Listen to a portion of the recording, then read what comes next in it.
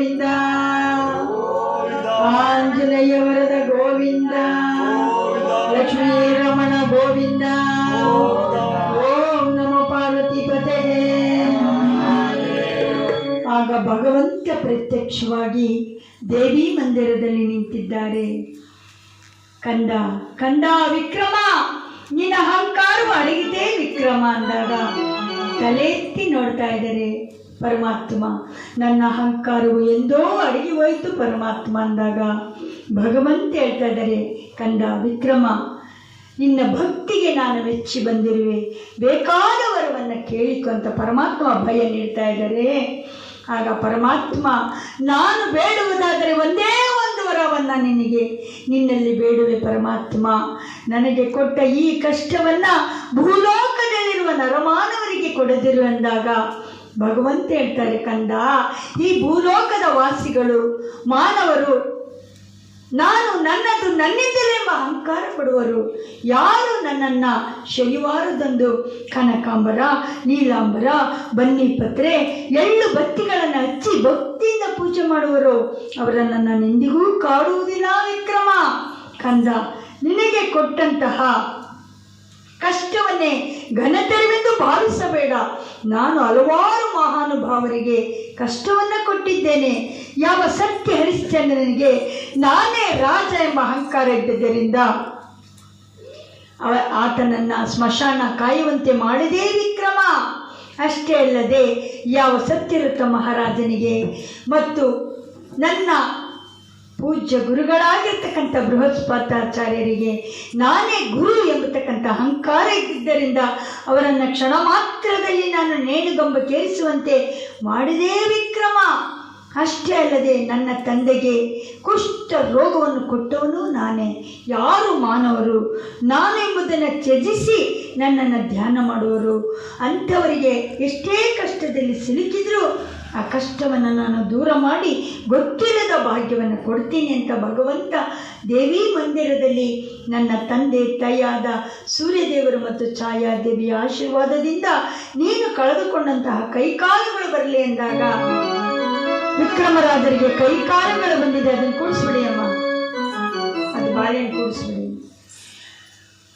ಅಷ್ಟೇ ಅಲ್ಲದೆ ನನ್ನ ಆಶೀರ್ವಾದದಿಂದ ನೀನು ಕಳೆದುಕೊಂಡಂತಹ ಪಟ್ಟೆ ಪೀತಾಂಬರವೆಲ್ಲವೂ ಬರಲಿ, ಸಕಲ ಸಾಮ್ರಾಜ್ಯ ಬರಲಿ ಎಂದಾಗ ವಿಕ್ರಮರಾಜರಿಗೆ ಕೈಕಾಲುಗಳು ಬಂದಿದೆ, ದೇವಿ ಮಂದಿರದಲ್ಲಿ ಪಟ್ಟೆ ಪೀತಾಂಬರಗಳು ಬಂದಿದೆ. ಹೀಗೆ ಮಹಾರಾಜನಾಗಿ ಕಂಗೊಳಿಸ್ತಾ ಇದ್ದಾರೆ. ಕಂದ, ನನ್ನ ತಂದೆ ಉದಯಿಸುವ ವೇಳೆಯಾಯಿತು, ನಾನಿನ್ನು ತಾರಾಮಂಡಲಕ್ಕೆ ತೆರಳುವೆ ವಿಕ್ರಮ ಅಂತ ಭಗವಂತ ಅಲ್ಲಿಂದ ಅದೃಶ್ಯರಾದರು.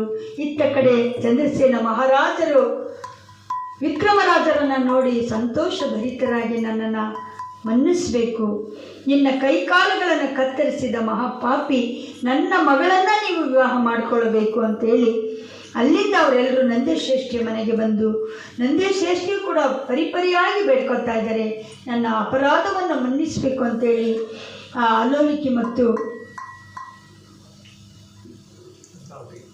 ಪದ್ಮಾವತಿಯನ್ನು ವಿವಾಹ ಮಾಡಿಕೊಂಡು ಚಿತ್ರಪಟದ ಮುಂದೆ ನಿಂತು ಭಗವಂತನ ಧ್ಯಾನ ಮಾಡಿದಾಗ ಆ ಚಿತ್ರಪಟದಲ್ಲಿದ್ದಂಥ ಹಂಸ ಪಕ್ಷಿಯೂ ಸಹ ಮುತ್ತುಗಳನ್ನು ಉಗುಳ್ತಾ ಇದೆ. ಅಲ್ಲಿಂದ ಅವರನ್ನು ವಿವಾಹ ಮಾಡಿಕೊಂಡು ತಮ್ಮ ನಿಜ ಪಟ್ಟಣವಾಗಿರ್ತಕ್ಕಂಥ ಉಜ್ಜಯಿನಿ ಪಟ್ಟಣಕ್ಕೆ ತೆರಳಿರು ತೋರಣಗಳಿಂದ ಉಜ್ಜಯಿನಿ ನಗರವನ್ನು ಸಿಂಗಾರ ಮಾಡಿ ಗೋದಾನ ಭೂದಾನ ಸುವರ್ಣ ದಾನವನ್ನು ಯಥೇಚ್ಛವಾಗಿ ಮಾಡಿ ಹಲವಾರು ಗ್ರಾಮಗಳನ್ನು ಲಕ್ಷ್ಮೀದೇವಿ ಮತ್ತು ತೇಲಿರಾಮಣ್ಣನವರಿಗೆ ಬಳುವಳಿಯಾಗಿ ಕೊಟ್ಟು ಹಲವಾರು ದೇವಾಲಯಗಳನ್ನು ಭಗವಂತನ ಶನಿದೇವರ ದೇವಸ್ಥಾನವನ್ನು ನಿರ್ಮಾಣ ಮಾಡಿ ಪ್ರತಿನಿತ್ಯ ಭಗವಂತನ ಸೇವೆಯಲ್ಲಿ ವಿಕ್ರಮರಾಜರು ಕಾಲವನ್ನು ಕಳೀತಾ ಇದ್ದರು. ಈ ಕಥೆಯನ್ನು ನಾರದ ಮಹರ್ಷಿಗಳು ಪ್ರಥಮ ಬಾರಿಗೆ ತಮ್ಮಗಳಿಗೆ ಹೇಳಿದ್ದೆ. ನಾರದ ಮಹರ್ಷಿಗಳು ಸತ್ಯೇಂದ್ರ ಚೋಳ ಮಹಾರಾಜರಿಗೆ ಈ ಕಥೆಯನ್ನು ಹೇಳಿದ್ರು. ಯಾವಾಗ ಈ ಕಥೆನ ಅವರು ಕೇಳಿದ್ರು ಅನ್ನವಾಗೇ ಸಿಕ್ಬಿಡ್ತಂತೆ. ಅಷ್ಟೊಂದು ಸತ್ಯ ಧರ್ಮ ಈ ಒಂದು ಕಥಾಮೃತದಲ್ಲಿ ಇದೆ. ಇಲ್ಲಿಗೆ ಕಥೆಯನ್ನು ನಾನು ಮುಕ್ತಾಯಗೊಳಿಸ್ತೀನಿ. ಈ ಕಥೆಯನ್ನು ಮಾಡಿಸಿರುವಂತಹ ನಮ್ಮ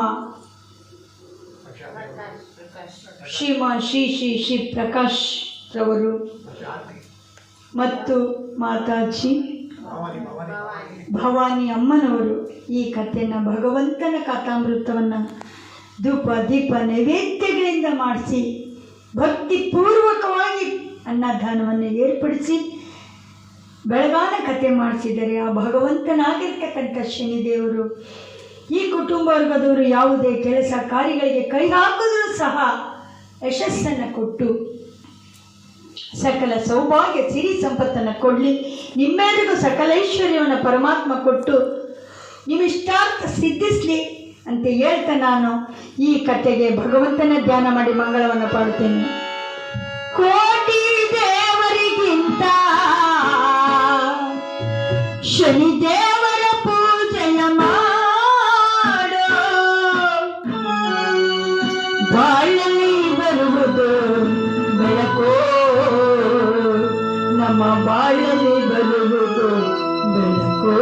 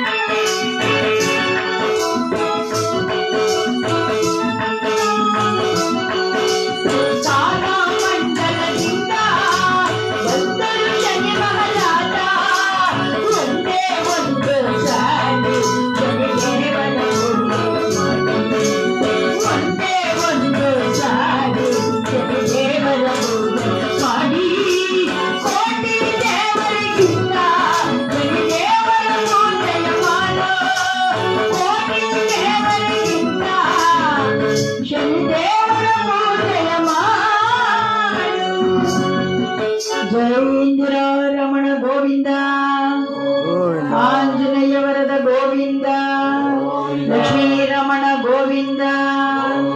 ಓಂ ನಮ ಪಾರ್ವತಿ ಪತೆಗೆ ಅಂತ ಹೇಳ್ತಾ ನನ್ನ ಗುರುಗಳು ಮತ್ತೊಂದು ಹಾಡನ್ನು ಹಾಡ್ತಾರೆ ಸ್ವಾಮಿಗೋಸ್ಕರ.